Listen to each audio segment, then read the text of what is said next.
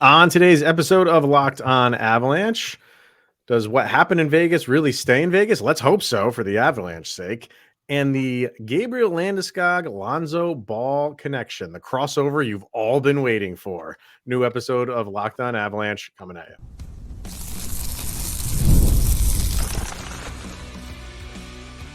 You're Locked On Avalanche, your daily podcast on the Colorado Avalanche. Part of the Locked On Podcast Network. Your team every day. All right, everybody, welcome to the Locked On Avalanche podcast, part of the Locked On Podcast Network, your team every day. I'm your host, Chris Maselli.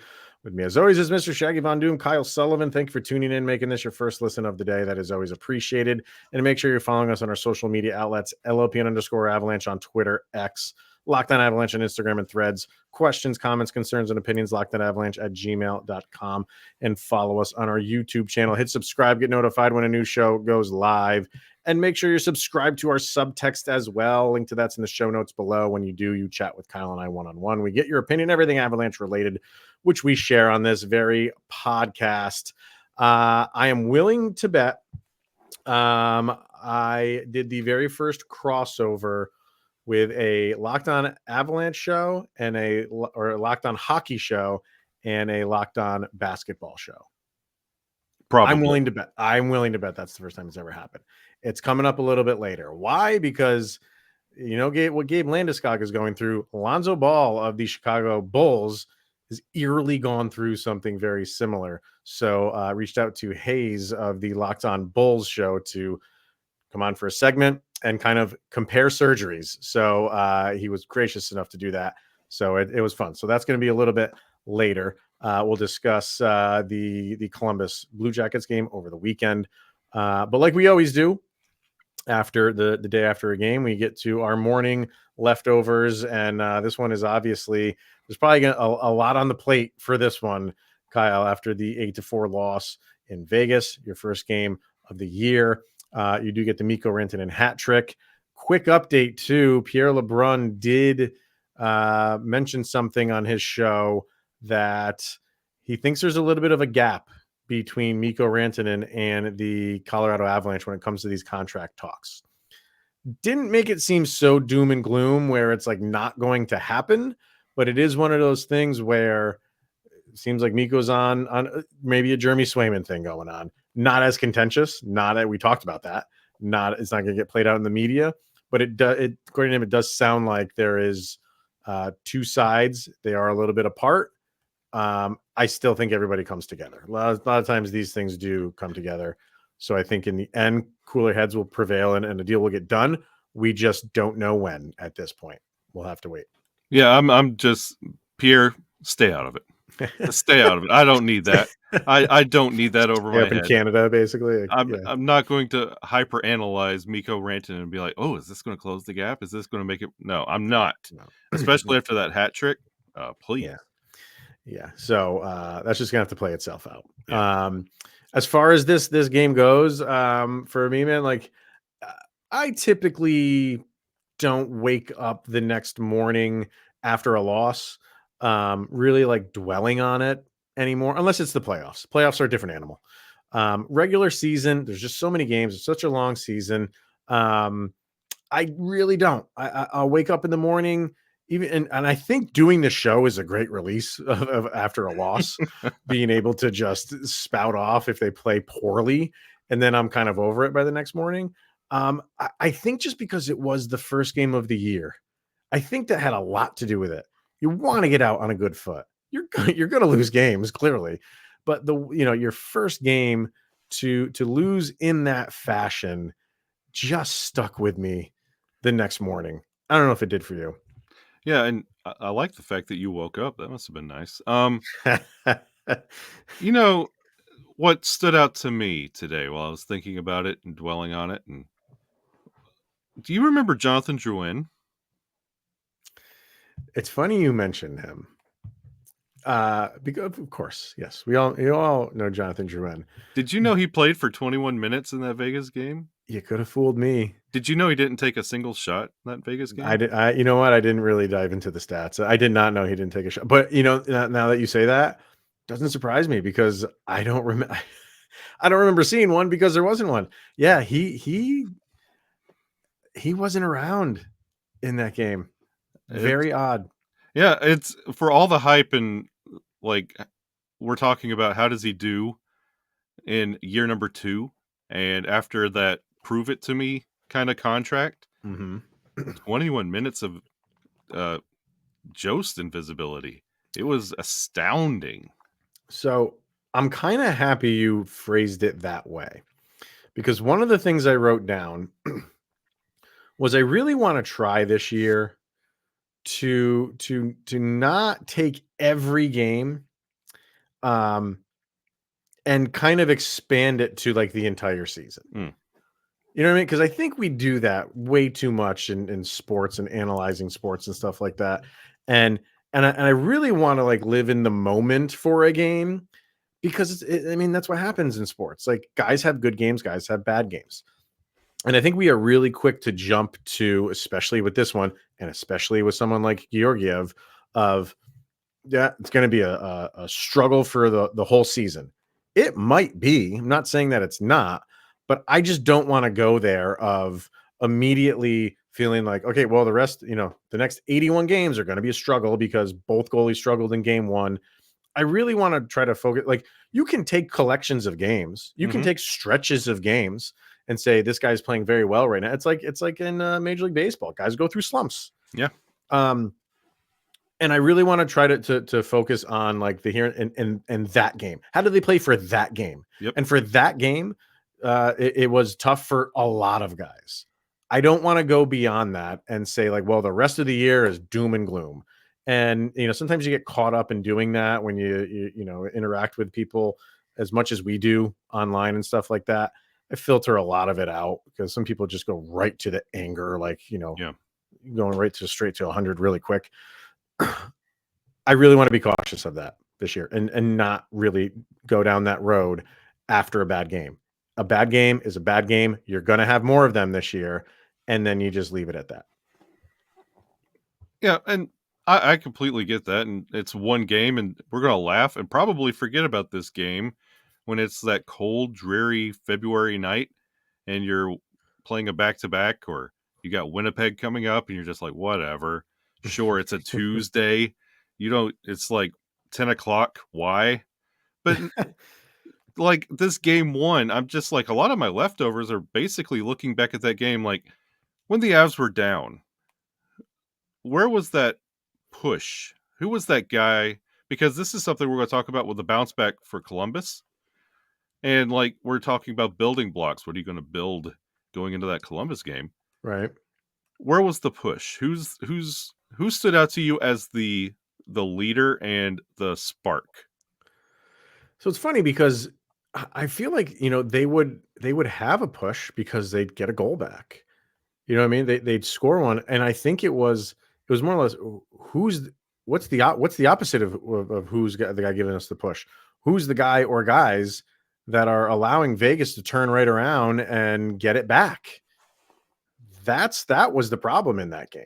And you were getting back on your feet and you were fighting to get back into that game, and then they would just turn around. And I think at one point the announcer said after every Avalanche goal, the longest it took Vegas to score after an Avalanche goal was like 2 minutes and 12 seconds.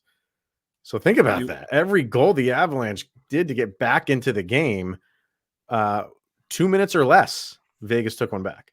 And that goes into my little theory analysis on game 1. Line 1 was it. Both good and bad. Because that goal, when it was usually scored by the Avs, Vegas would come right back because you would have line 1 on the ice. And Nathan MacKinnon, Mikko Rantanen, and the invisible Jonathan Drouin were pushing too much. And like Cale Makar only had one shot. He was semi-invisible at some points. Like he was. I mean, he had that one play on the penalty kill that I'm sure he'd like to have back. Clearly, like he didn't get a good clean clear on it, and that kept the puck in the zone. And when stuff like that happens, you're like, here comes a goal. And it felt like it just like line 1, both defensively and forwards. It felt like it kept ramping up because I felt like there was that distrust we were talking about with Casey Middlestead and his line mates. It didn't feel like that second wave was coming.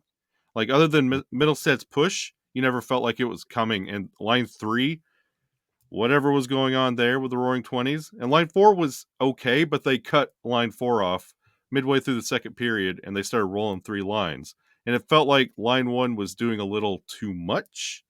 And that's what shows up with the minuses. Yeah, and you're going to get that when you're down, though. I mean, those are your gun. You're going to kind of lean on them a lot more when you're down. So, and we've seen it before, though, when the Avs are down and they put their big guys out there a lot. I mean, sometimes it works out because the Avalanche are really good at comeback victories. Yeah. But was it just, if you give them enough time, they can clearly do it. Yeah. And they had enough time in this game. It's just the turnaround from Vegas, and you got to give Vegas credit for doing that. It was frustrating to watch because you get one back and you feel really good. Like, wow, they offensively, they're doing pretty well. They're getting a lot of shots on goal. You scored 4 goals. You probably could have had a few more, but is it just early season rust, early season jitters? Maybe a little bit, but I think that goes away once you get into the flow of a game. You just got beat.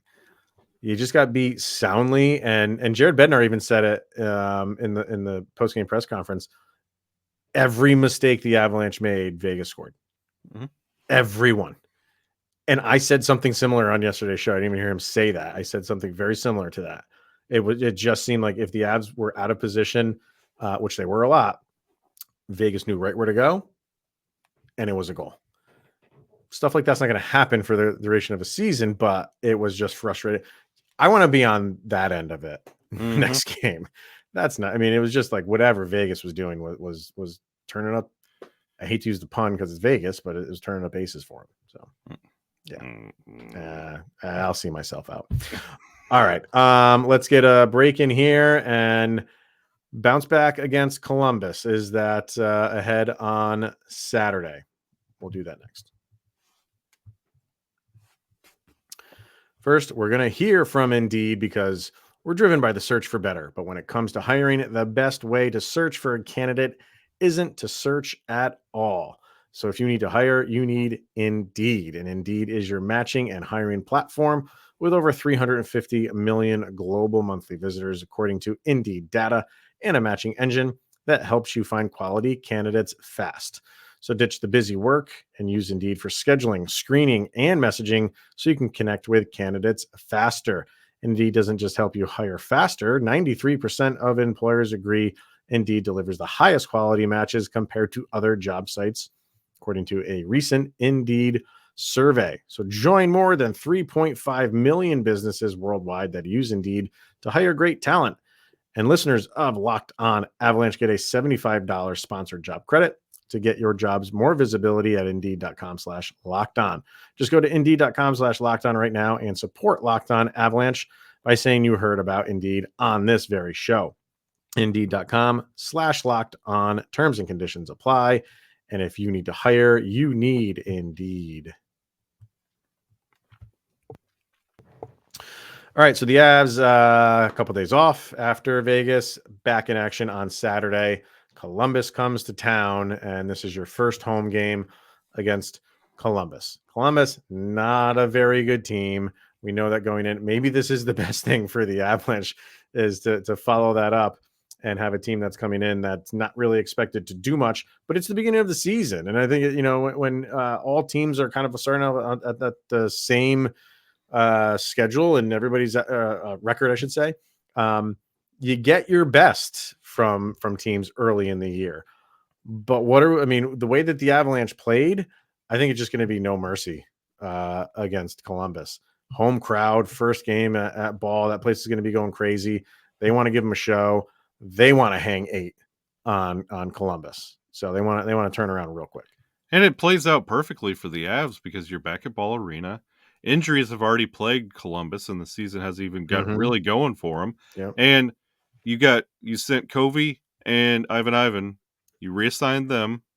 Well, they're going to come back up though. Yeah, they're coming Yeah. back up, but they're back down. They're in that training mentality, and you're looking forward to when this team all gets back together and is ready to take the ice at Ball Arena, where you don't have a hostile crowd and hotels being destroyed around you. Like you're ready to go. Like you're expecting this to be the game that we were asking yesterday. Get out there and dictate the game from initial puck drop.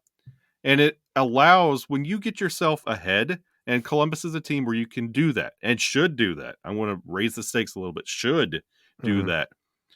You can make mistakes and it not cost you the game.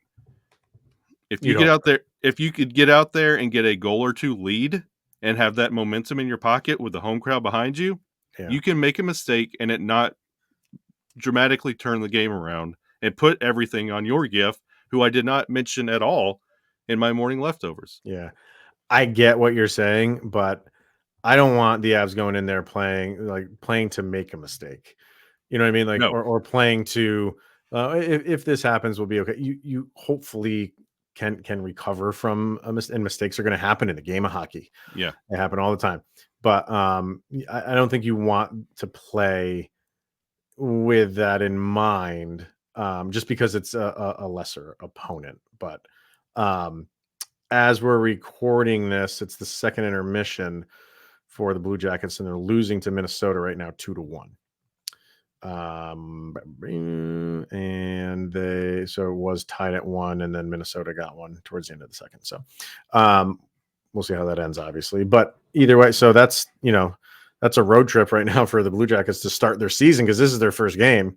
So they're I don't know how many in a row are on the let me see real quick how many they have on the road away. And to go back to that point, you want to soften the blow on those mistakes. It's not to have that as like a lifeline, like this is Who Wants to Be a Millionaire. Like this is to soften the blow, because like Bednar said, when they made a mistake, it cost them on the score sheet. Like you want to have a little bit of a cushion where it's not deflating everything you just put together. You want to string momentum, and there were so many times that they would build it and give it right away. Yeah. It's just a 2-game road trip to start the year for them, and then they have 4 in a row at home. 4 in a row. 4 in a row, 1 in a row, and then 3 more at home. So they're at home a lot after these first 2 games. And you got to feel for Columbus, like it's going to be a drag of a season for them. Every arena they go to, the first time they go there, you know, they're going to be reminded of Johnny and Matthew Gaudreau, rightfully so. I mean, everybody was affected by it, but you got to wonder how much that's going to play on them or weigh on them as the season goes on. I'm sure they're very appreciative of it, and everybody kind of like just coming together. But I'm sure the Avalanche have something planned for it. I'm sure I think the Wild did do something at the beginning of that game. So I think that plays a factor as this year, probably not right now against the first couple of games, but when you get into February or March and you haven't gone to Edmonton or something like that yet, and they do, it's like, it's tough. It's going to be a tough year for those guys. I really feel for them. And they're keeping his locker intact. That's so awesome. Even with all those home games, it's still going to be fresh. And then you're going to get out there and get accustomed. And then, like you said, a brand new tribute. And it's going to humble the guys. And it might be a point of gathering together and resilience. Yeah. Yep, definitely. Threw it out to subtext what people think about the game for this weekend. You got McKinnon 29. I predict the Avalanche will win 3-1 with McKinnon, so himself scoring 1 goal, Rantanen adding 1, and Colton contributing another. I expect this game to be an improvement over the previous one. Not hard to do. That's a pretty low bar.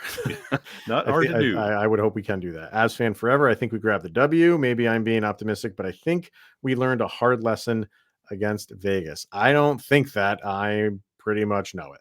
Oh, yeah. You know what I mean? Even though, like, you can throw out all the excuses you want, but they're not. They got embarrassed.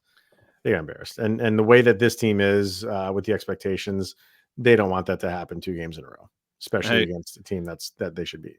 A good lesson is felt 24 hours after you learned it, and we're just talking about it on a podcast. I'm very sure the team is feeling it 24 hours Probably, yeah. the event.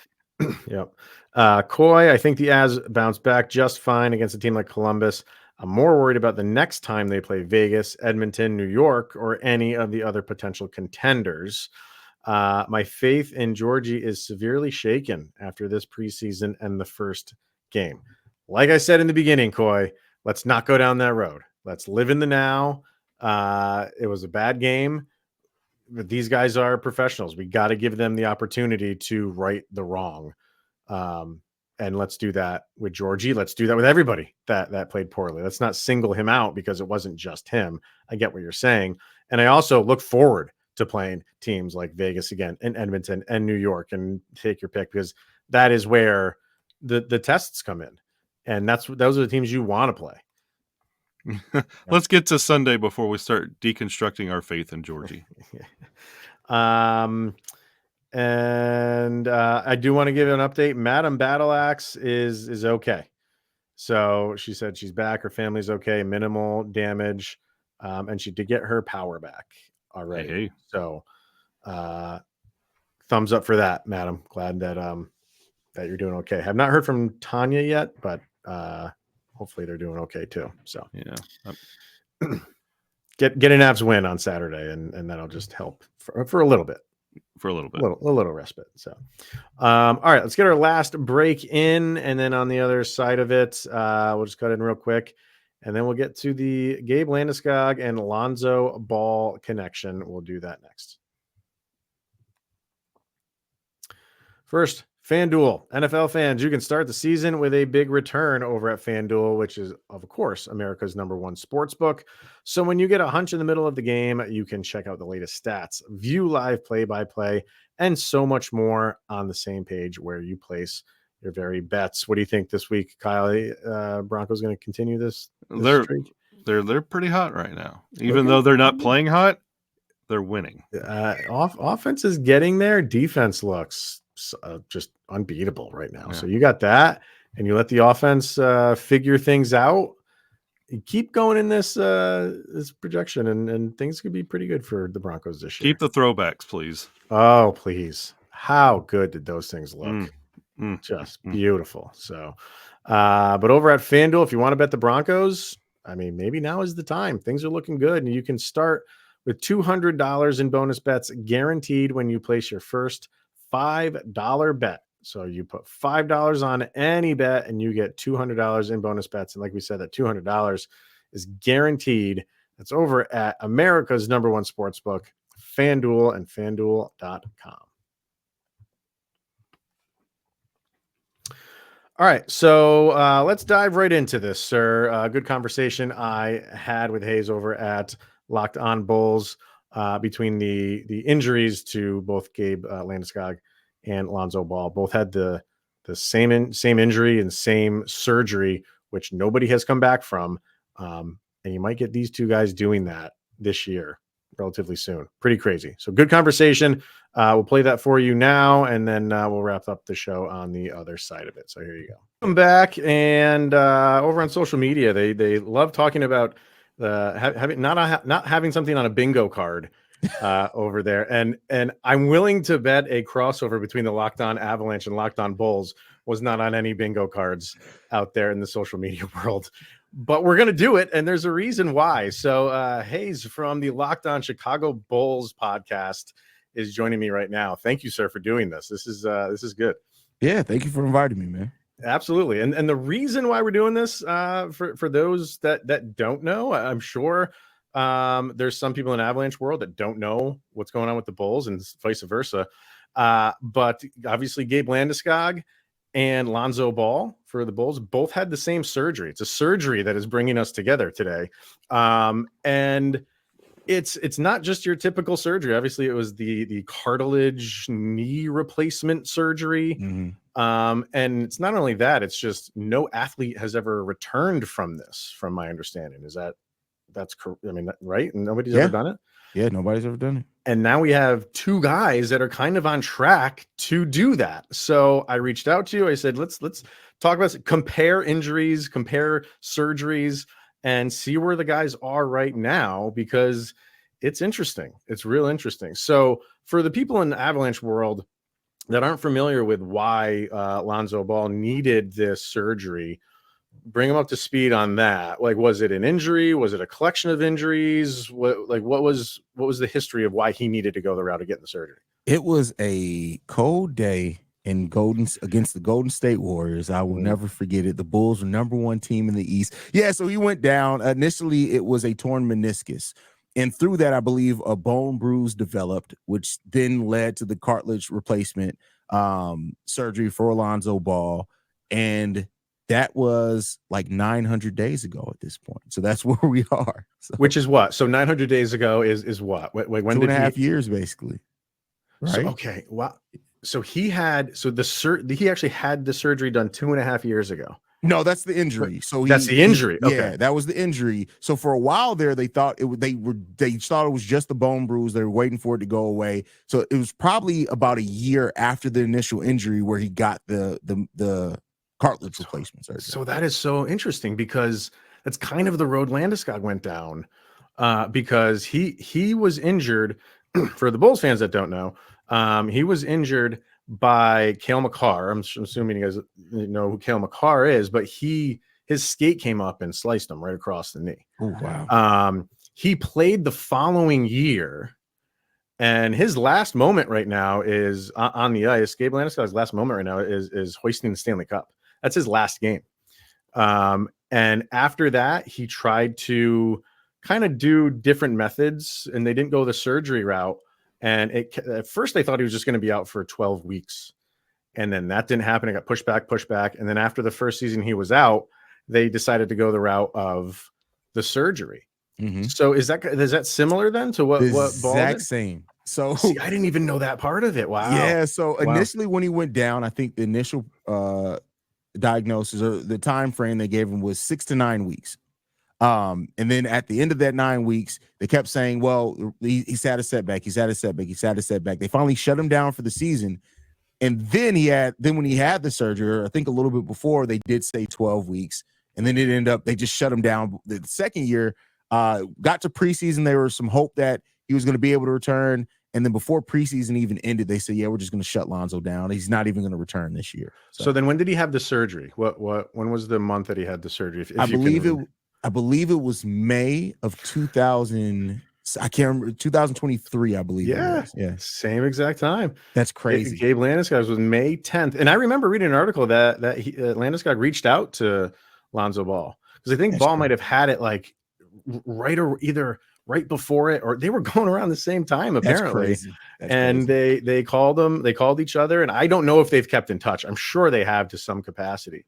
But for Landeskog, it was, we're not going to revisit you even playing for a year, the anniversary date of the surgery. And that was May of this year, obviously. And they would have had to made it deep into the playoffs if for that even to be a reality. And they didn't. They were eliminated in the second round. Even if they had, this season just started a few days ago, and he's still not ready.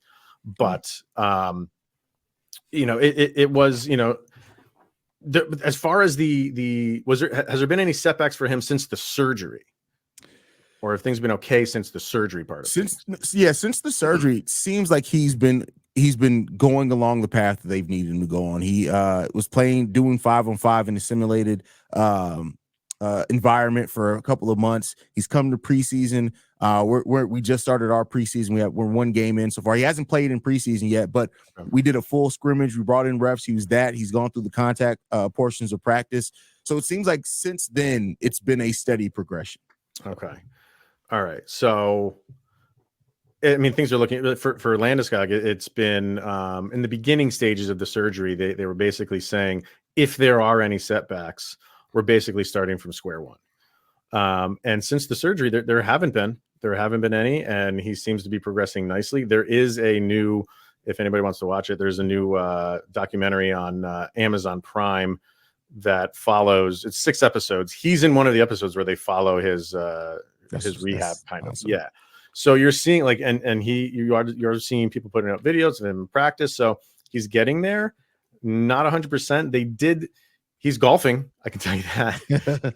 We've seen him play a couple rounds of golf. And he said at one of those golf outings that he's feeling pretty good, and it should be sooner rather than later, is what he said. So they still don't have a time frame, but I think if you're an Avalanche fan, you're thinking by the time the calendar changes, he should be back. So you're figuring somewhere between now and sometime in December, he hopefully is coming back. Now, what's the plan for Lonzo when he does come back? Is it easing him in, like low minutes, just getting him out there and getting acclimated? How are they planning on handle this? So they've already announced he's going to be on a minutes restriction. So that's it. I think the expectations is no more than 16 minutes per game when he's able to come back. And they've already ruled out him playing back-to-back. So he won't be playing any back-to-back games. I think like the at best they're probably expecting him to play 60 to 62 out of 82 games, and that's with if he experiences no setbacks. But just personally, and again, this isn't something they've released just personally. There's going to be some days in there where it's going to be rest or he's just not. I personally say if he can play 50 games after everything being out of basketball for almost 3 years, I think that's a plus for him. Yeah, and you think that's feasible. That's not overextending him. That's within the realm of what he can do. And that's the weird thing with this, man. You just don't know. Like, you just don't know. Like, and it's, I mean, everything that I've read on it is like, well, he may be okay for a while, but who knows how long that's going to last. So it's really a crapshoot right now. And the Bulls seem like they're trying to be really patient with it. And they are basically letting his body kind of dictate how much they can push him and where they go with it. So same thing with the Avs. They've been really patient. I mean, this is your captain for the Avs. So they're giving him time. They're letting him, come back at his own pace. And my co-host Kyle and I kept saying, like, we just, after every game he's going to play, once he comes back, we're going to be like the next day. Yeah. We're just waiting for the news to drop that he's not feeling so good. He's going to need some time. Like, are you getting that? You have those kind of butterflies in your stomach too, after every game he's going to play. For sure. And, with us also in Chicago, we have the history of Derrick Rose and knees. And so so that's kind of a thing with it as well. So like, Bulls fans, I take a more cautious view on it. Like there are some Bulls fans that'll say things like, oh, well, he'll be our starting point guard again by the end of the year. And I'm just like, I'm not putting that out there. Like I have no, like to him just getting back on the basketball court is historic. And not only did he have the cadaver cartilage put in, he also had a cadaver meniscus put in. Lonzo Ball did too. So he's coming back from 2 surgeries that nobody's ever come back from in the NBA. So on the same knee? On the same knee. I make the joke. Now this is a bit of an insensitive joke, but I always say I call him the Walking Dead. He has so many dead people's parts in his knee. He's the Walking Dead. Oh my God, just getting out there is gonna be a minor miracle. And if he can continue a career and finish a career, I mean that's Hall of Fame. Like I don't care what numbers he puts up. Good Lord, you come back from that stuff. That's the fact that we say, like in the beginning, like nobody's done this, and now 2 guys are kind of on track to do it. Crazy. It's and all the trajectory of both of them during this entire thing has been eerily similar. It's creepy. I mean, it's the Halloween season, so it kind of makes sense, right? And cadavers and all that stuff. So, I'm looking forward to this. I'm looking forward to I admittedly don't watch a ton of NBA, but I will. I'll be keeping out of the corner of my eye watching what he's doing, because I just feel like these 2 guys are linked.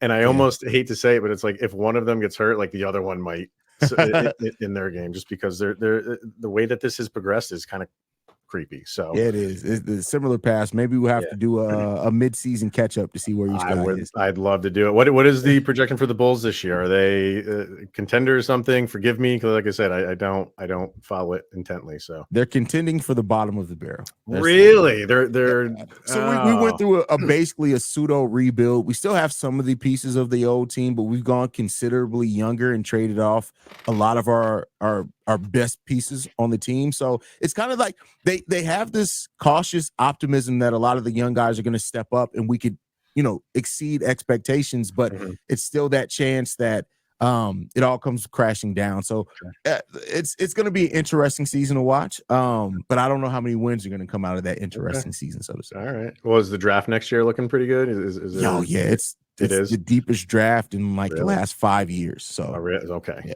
All right. So maybe it's not so bad to not be too good this year then. exactly. All Yeah. right. All right. I think it's a great idea that we check in maybe around like the All-Star breaks or something like that and see where these guys are and how far they've come if you're up for that. So Absolutely. awesome. Throw out where people can follow you over on social media if they want to follow the Lonzo Ball doings with the Locked On Bulls podcast. Absolutely. You can follow me personally at CEO Haize. You can follow Locked On Bulls at Locked On Bulls. And yeah, that's where you can find me. Awesome, man. Appreciate you doing this. And yeah, look forward to catching up and seeing where these guys are in a few months. Anytime. All right. There you go.